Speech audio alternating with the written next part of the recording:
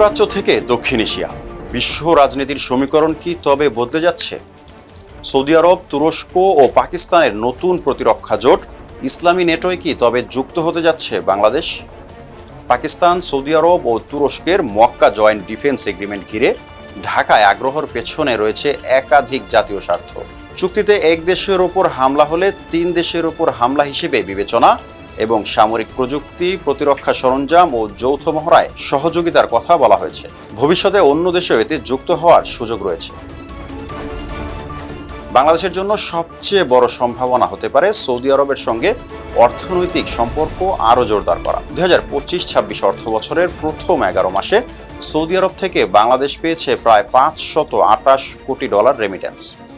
সেই সাথে বাড়তে পারে সৌদি বিনিয়োগের সুযোগ। অন্যদিকে তুরস্ক ও পাকিস্তান বাংলাদেশের গুরুত্বপূর্ণ প্রতিরক্ষা সরবরাহকারী।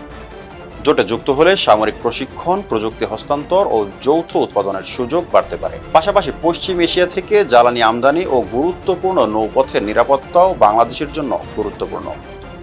তবে পাকিস্তানের সাথে সামরিক জোটে জড়ানোয় অভ্যন্তরীণ রাজনৈতিক সংবেদনশীলতা ও ভারত ও পাকিস্তানের সাথে কূটনৈতিক ভারসাম্য বজায় রাখা ঢাকার জন্য বড় চ্যালেঞ্জ। তাই এটি শুধু সামরিক জোটে যোগ দেওয়ার সিদ্ধান্ত নয়, বরং বাংলাদেশের জন্য অর্থনীতি, নিরাপত্তা ও কূটনীতির একটি বড় কৌশলগত হিসেব।